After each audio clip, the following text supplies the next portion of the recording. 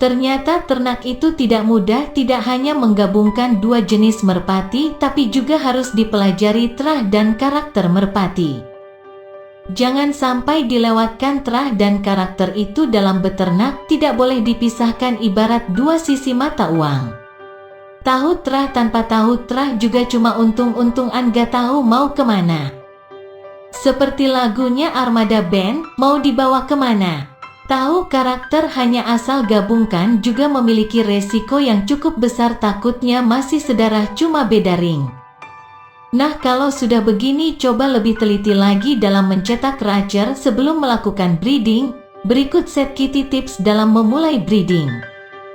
Kenali dulu terah yang akan dijadikan indukan, lakukan minimal urutan sampai F3 ke atas. Buat bagan oret-oretan lebih bagus dibukukan atau dibuat file. Pastikan bahwa kedua indukan tersebut memang tidak ada hubungan darah yang dekat kecuali mau mencetak breeder untuk parental stock. Minim merpati yang akan dijadikan indukan, kita tahu karakternya atau minim sudah kelihatan gaya terbang, tarung sampai shotnya, syukur-syukur burung yang pernah juara bila pun tidak. Burung TSB memiliki kelebihan dan kekurangannya bisa ditutupi oleh pasangannya ataupun burung tidak terbang minim, kita tahu karakter kakak atau adiknya yang juara karena dalam satu indukan jantan betina sama, kemungkinan karakternya sama. Hindari mengambil ternak dari indukan yang belum kelihatan karakternya atau prestasinya, karena resiko gagal lebih besar apalagi hanya berdasarkan ring saja. Minim kita tahu saudara-saudaranya karakter bisa berprestasi.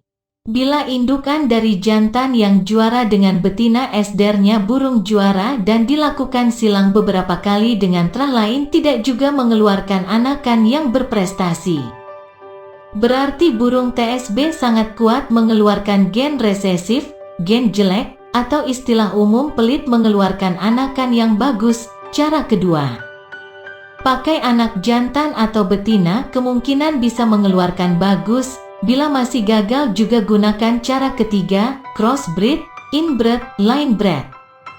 Crossbreed, crossbreed, crossbreed. Bila masih gagal juga telisik lagi dalam satu sejarah keturunan berapa banyak saudaranya burung juara. Jangan-jangan burung ini dikawinkan sama burung lain bukan sama pasangannya. Lakukan pencatatan dengan rapi dalam melakukan breeding, baik tertulis maupun dalam komputer. Sewaktu-waktu pelajari lagi di mana letak kegagalan, lakukan pencatatan di mana letak kekurangan burung yang kita ternak. Apa kurang di pelepasan? Tarungnya takut kalau ketempel burung, sprint depan kurang, tembak kurang tajam. Lakukan evaluasi minim 6 bulan, 9 bulan atau setahun terhadap hasil ternakan. Selamat breeding. Breeding tanpa tahu karakter merpati sama saja beternak untung-untungan. Breeding tanpa melihat terah sama saja berlayar di laut tanpa menggunakan kompas. Yang penting maju depan, entah mau kemana, yang penting jalan. Hai sobat, masih bersama saya di kanal Media Pigeon Farm. Kali ini saya akan membagikan tips seputar merpati dan mengulas tentang bodi dada atau bentuk dada merpati yang membelah.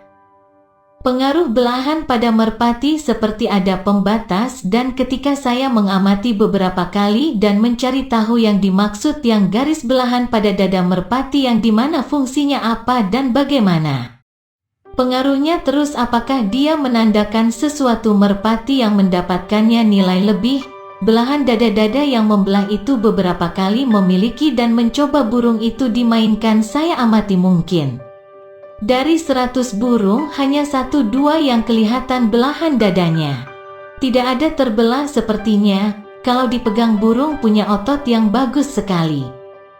Otot dadanya bagus, kemudian walaupun dia burungnya kecil tapi nanti ketika memegang dan meraba terasa kenyal, kemudian serasa otot semua ketika dipegangan, kemudian tulang dadanya hampir rapat. Ekor rapat rata dan seringnya rata sama bokong otot yang di dada, kadang-kadang malah tenggelam di antara otot dada kiri dan kanan. Bahkan tenggelam, hilang atau rata, dan di bagian dada nanti akan terlihat terbelah. yang pernah saya amati untuk burung yang jenis begini. Ada keunggulan dalam hal tenaga di antara yang lain, artinya mampu mengumpulkan tenaga pada badannya, sebab ototnya di dada full, tulang dadanya tertutup. Tulang dadanya yang seperti itu tidak gampang lelah. Untuk itu cirinya menandakan bahwa burung tidak lelah atau tidak ada faktor kelelahan yang melanda. Tanda-tandanya burung yang tenang, santai dan menikmati kondisi, jadi nggak gampang lelah. Burung yang dadanya terbelah, tidak ngos-ngosan, paruh tidak terbuka atau bahkan sampai meneteskan air dari mulutnya, dan kemudian waktu turun pun begitu, sampai di bawah dia ngap-ngapannya cuma sebentar. Begitu ngos-ngosan langsung selisih beberapa menit tenaga cepat pulih. Ini terkait pengalaman saya pribadi dari bodi dada yang terbelah, dan tentunya juga ditopang dari ciri fisik yang lainnya. Agar merpati mempunyai hati yang bagus harus perbanyak memegang burung merpati, entah itu burung teman atau bahkan burung di pasar. Semakin kita terbiasa memegang merpati dari ciri fisik dan tidak lupa juga ditopang dari segi mental burung, akan lebih baik lagi jika kita sering memegang burung-burung juara. Entah milik teman, saudara ataupun milik sendiri. Dari hal ini kita akan mengerti mana burung yang potensi juara dan tidaknya. Bukan berarti pasti akan juara, tetapi setidaknya ada presentase pemilihan acuan dari ciri fisiknya. Untuk mental bisa dites atau melihat di lapak pantauan langsung.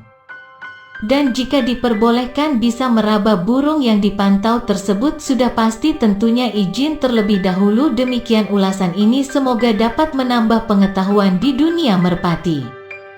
Semoga bermanfaat dan salam merpati lovers.